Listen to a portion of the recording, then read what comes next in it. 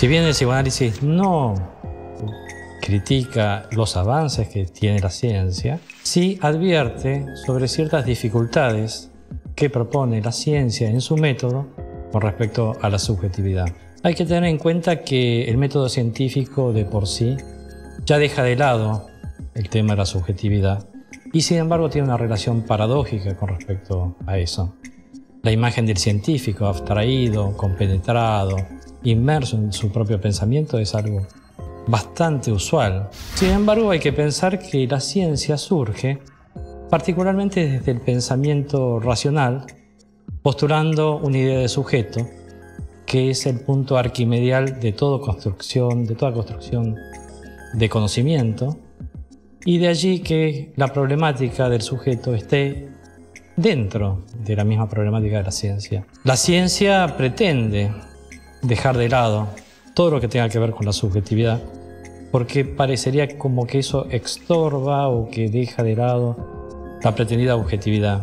Y sin embargo, no se puede desatender los efectos de la misma. La imagen del científico, por otro lado, no siempre concuerda con lo que se espera de la ciencia en sí. Más aún en esta época, en donde la técnica ha tomado un lugar preponderante, y hay una pretendida neutralidad con respecto a la observación y al método, que hace que el científico deje de lado ciertas consideraciones particulares que pueda tener como sujeto. La imagen de la Torre de Marfil me parece que es una imagen que uno podría tomar en consideración en una forma paradigmática. Por ejemplo, en esa anécdota de Tales de Mileto, abstraído por sus pensamientos, mirando al cielo, cayéndose en un pozo, y una anciana mofándose de él y diciéndole: pretendes observar el cielo y no puedes observar lo que está debajo de tus pies. Como que el científico deja de lado gran parte de la realidad porque tiene algún otro tipo de orientación que él considera más trascendental. Habría que aclarar también que desde el psicoanálisis el concepto de sujeto es muy diferente que el concepto que tradicionalmente se utiliza para el mismo término. El concepto de sujeto en psicoanálisis tiene que ver con el deseo. El deseo es algo muy difícil de explicar, pero podríamos decir que es algo que tiene que ver con el interés, con el querer, y sin embargo no se puede definir así. Es una aporía tratar de definirlo. El deseo es indestructible, y ese sujeto que está ligado al concepto de deseo es el concepto de sujeto para el psicoanálisis. En ese punto, la ciencia es completamente antagónica a ese mismo concepto. Si en ciencia se puede entender algo del orden del sujeto, es más como un sujeto racional, el sujeto cartesiano. Ese sujeto cartesiano es funcional al paradigma de la ciencia. En cambio, el sujeto del psicoanálisis no tiene cabida en el terreno de la ciencia. Por eso hablar de ciencia en el campo psi, para decirlo un poco más claramente, es algo imposible porque de por sí se excluyen mutuamente. El campo psi tiene sus propias leyes y no concilia en absoluto con las leyes del método científico. Por eso podríamos decir que más que clausurado, el sujeto para el científico está absolutamente excluido.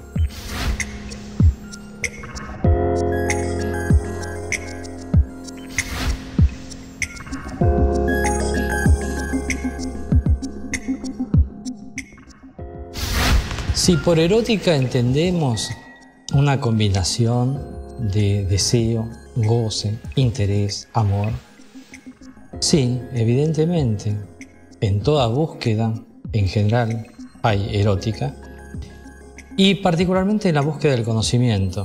Uno se pregunta ¿por qué buscar el conocimiento? Particularmente, ¿qué es lo que pretende el científico? Es un tema que uno se lo tendría que preguntar más a menudo. Bertrand Russell decía que la ciencia es una búsqueda de conocimiento, por un lado, pero también es una manipulación del saber. Hay un deseo de dominio. Y en ese deseo de dominio hay cuestiones que a veces entran en un conflicto, quizás podríamos llamarlo conflicto ético, y quizás escapa también de ese tipo de consideración. Uno se pregunta, por ejemplo, ¿cuál era el deseo que asistía al que presidía en ese momento o que dirigía el proyecto Manhattan, ¿no? Julius Oppenheimer? Es un ejemplo paradigmático para pensar este tema. Él estuvo a cargo del desarrollo del programa que llevó adelante la bomba atómica. Un hito histórico, un hito que quizás hasta podría pensarse como que modifica todos los paradigmas de la modernidad. A uno le permite pensar cuáles son los límites de ese alcance, de ese deseo que lleva adelante un científico.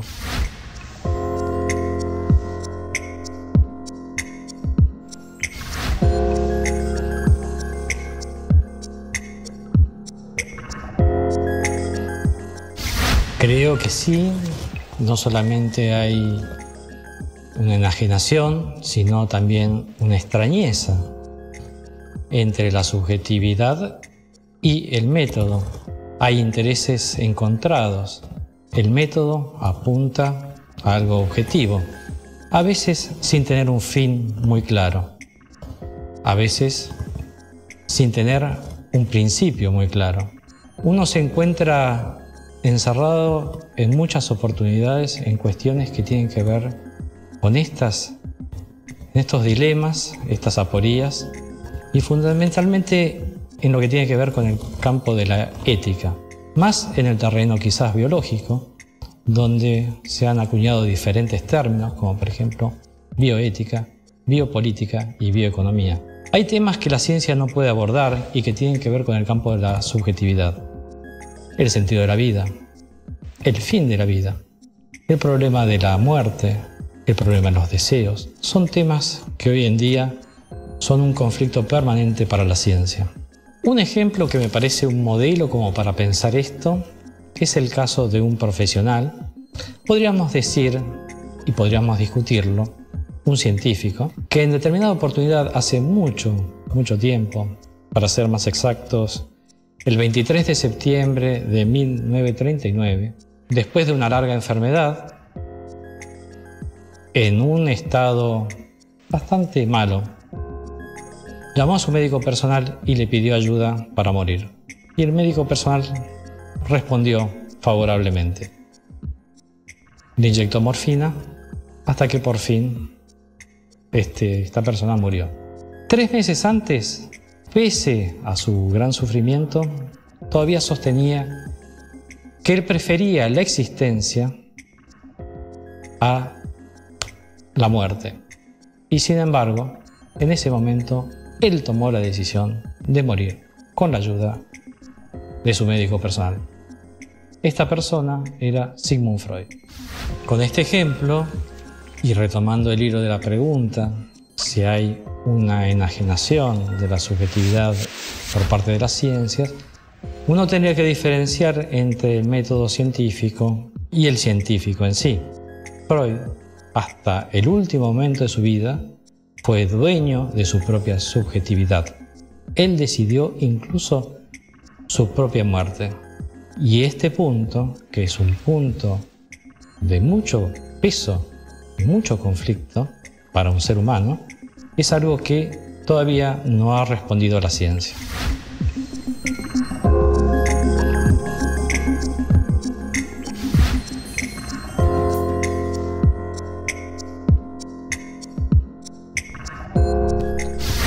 El tema de las ciencias del hombre es una gran discusión. Las ciencias humanas surgieron quizás en un sentido más estricto en el siglo XIX. Hay muchas ciencias que se pueden considerar como ciencias humanas. La política, la economía, la historia, la psicología, la sociología, etc. Sin embargo, desde el punto de vista estricto, no se podría hablar de una ciencia del hombre. El hombre es algo demasiado complejo para poder ser abordado científicamente. El psicoanálisis, que no pretende ser una ciencia, pero tampoco pretende separarse de ella, tampoco puede adoptar un método estricto. Es así que el psicoanálisis intenta dar algún tipo de respuesta pero una respuesta que es individual a cada ser humano y más estrictamente a cada sujeto en particular. Si bien podríamos decir que Freud tenía alguna pretensión de considerar al psicoanálisis bajo el terreno de las ciencias, lo hacía con un interés de inclusión del psicoanálisis en una lógica de la época. Pero es diferente de considerar que actualmente se pueda pensar el psicoanálisis como una ciencia. Sin embargo, es muy interesante tomar nota de una consideración que hace Freud en un artículo sobre arte. Un artículo en donde analiza el Moisés de Miguel Ángel, en donde hace referencia a un extraño personaje, un crítico de arte de esa época, que se postulaba como bajo el seudónimo de Iván Lermoyev y había inventado un método que le permitía determinar si una obra de arte era original o no. En realidad, este personaje era un médico que se llamaba Giovanni Morelli y había desarrollado este método a partir del estudio de indicios. Este método, que era más bien un método aductivo, es estudiado posteriormente por Carlo Ginzburg para tratar de conformar un cierto método que se permita utilizar en ciertas prácticas como por ejemplo el psicoanálisis. Este método indiciario da la pauta de poder pensar una ciencia que pueda ser considerada conjetural, teniendo en cuenta que una conjetura no es algo dado por la evidencia, sino que es un juicio que se basa en indicios y que lleva a conclusiones que no tienen que ver con la deducción. Esto podría aproximarnos a pensar algún tipo de forma de pensar lo humano a partir de un método que no es estrictamente científico, pero sí que tiene algún tipo de cercanía.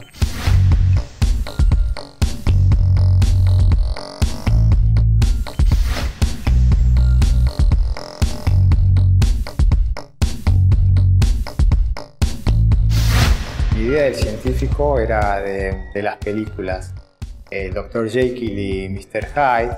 Y después en otra película que me gustó era Viaje al planeta imposible, donde llegaban a un planeta y había un científico que había desarrollado una capacidad inmensa, increíble en ese planeta así prohibido, no me acuerdo. Y tal era su capacidad que cuando un miembro de la tripulación quiso hacer lo que él hacía, tuvo un problema porque era que se ponían un casco para ampliar su capacidad y fallece. Entonces tenía esa idea del científico como aventurero, era alguien inalcanzable, o casi un semidios. Esa era mi idea cuando era chico.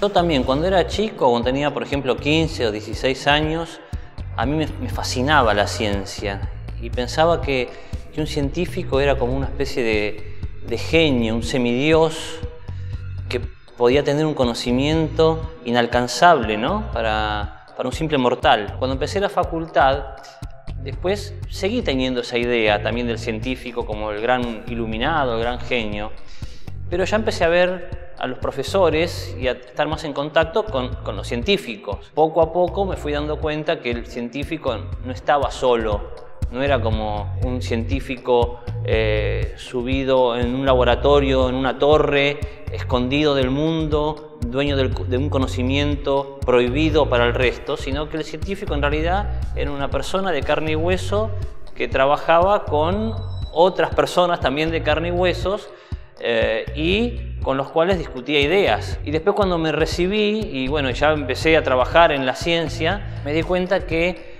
si bien es cierto que había y que hay gente con una gran genialidad para enfrentar o para proponerse un problema y resolverlo, también la ciencia se construye con mucho esfuerzo, sobre todo, ¿no? Sí, a mí lo que también cuando empecé a trabajar en la facultad, porque uno primero empieza haciendo trabajo de seminario, empecé a ver que llegar a ser un científico llevaba más pasos de los que yo me imaginaba. Y empecé a ver que había una serie de pasos. Alguien pasaba de ser alumno a ser graduado, graduado a becario, becario a investigador y después el investigador responsable, donde generalmente uno no lo tenía que molestar porque estaba muy ocupado. Claro, yo también me di cuenta que la carrera era bastante larga y que en realidad era más de carrera y de perseverancia, que no era que uno a la mañana se levantaba y ya era científico, o que terminaba una carrera universitaria y ya era científico, sino que ahí comenzaba una serie de pasos, como vos decís, y que era el esfuerzo mancomunado de muchas personas. O sea, el científico aislado, que a veces es la idea que tenemos cuando vemos alguna parodia de algún científico o cuando leemos algún cuento, y que era la idea que teníamos de chicos, esa idea de científico aislado en realidad no era tal. El científico forma parte de una comunidad científica dentro de la cual participa y con la cual debate y tiene aciertos y tiene errores y tiene problemas que resolver que se los plantea a sus pares, que a veces los resuelve él y a veces los resuelve otros. Era todo un mundo totalmente distinto a esa imagen ingenua, ¿no?, que podemos haber tenido cuando éramos chicos.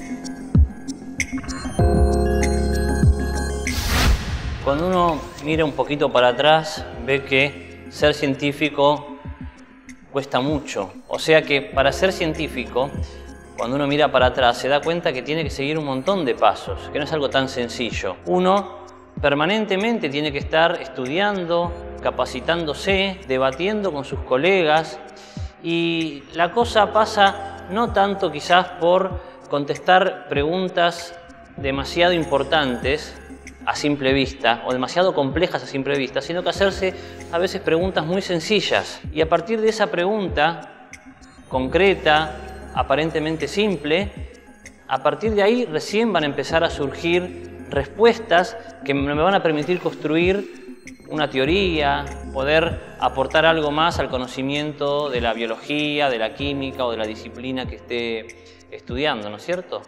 Sí, y lo que pasa, vos lo debes saber porque ¿viste? A nosotros nos pasa continuamente, que se agrega algo que no es muy académico cuando uno empieza a trabajar como un científico profesional. Más que uno a veces estar subido a una torre de marfil, está subido a una torre de papeles por la burocracia que hay. Hay que presentar papeles por subsidios, presentar papeles por pedidos de becas.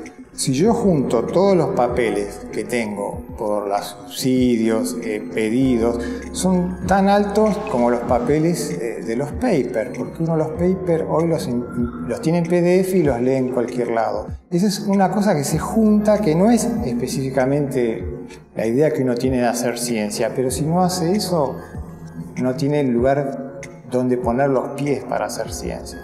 Sí, de alguna forma nos convertimos en esclavos de la burocracia, ¿no es cierto? Es decir, una gran parte de nuestro tiempo tenemos que dedicar a informar qué estamos haciendo. El asunto es que para informar lo que uno está haciendo, necesita hacer primero, ¿eh? Y la burocracia a veces nos tapa, es cierto.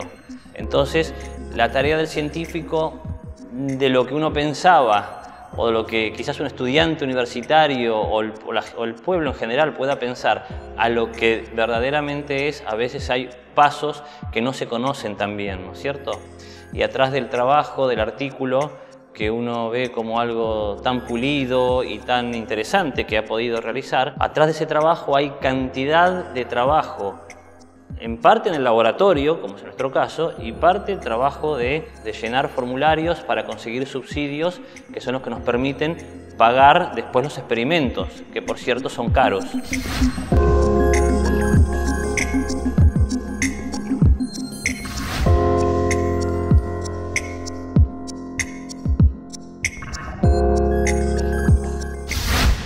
Nosotros tenemos una ventaja en la práctica que hacemos con nuestras investigaciones, porque no sé si fue Husey el que dijo que para la docencia se necesita siempre gente que haga investigación, porque si no, más que docente uno puede terminar siendo un técnico. Entonces nosotros tenemos esa ventaja, que al hacer investigación podemos hacer una mejor docencia, y eso tiene mayor impacto directamente en el docente que va a dar clases, más allá del impacto que uno puede tener con un proyecto de investigación a mayor escala. Uno puede tener impacto en lo que es esa enseñanza, porque ¿de dónde van a salir los científicos del futuro? Salen de los colegios donde hay chicos que escuchan a su profesor de ciencia o que hacen un experimento y dice, bueno, yo quiero ser un científico, y es el sustrato que vamos teniendo y que se va juntando en esa forma. Muchas veces la presencia del buen docente es clave en el desarrollo de una persona. Y eso es una transferencia que estamos haciendo, que es algo como extensión, digamos, que es parte de los objetivos de la universidad. Claro, es cierto.